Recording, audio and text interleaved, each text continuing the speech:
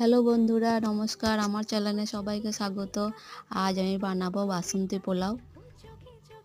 এটি বানানোর জন্য আমি চাল নিয়েছি 1 বাটি, জল দিয়ে ভালো করে ধুয়ে নেব।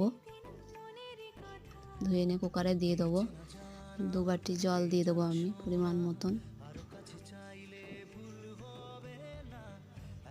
2টো তেজপাতা দিয়ে দেবো, লবঙ্গ দিয়ে দেবো, এলাচ দিয়ে দেবো, কিশমিশ দিয়ে দেবো, একটু কালার আনার জন্য একটু রং দিয়ে দেবো, একটু সাদা তেল, একটু লবণ, একটু চিনি, একটু ঘি দিয়ে পোলাওটা আমি বসিয়ে দেবো আঁচে। 4টে সিটি দিয়ে নেব। পোলাওটা আমার হয়ে গেছে। সাবস্ক্রাইব করো।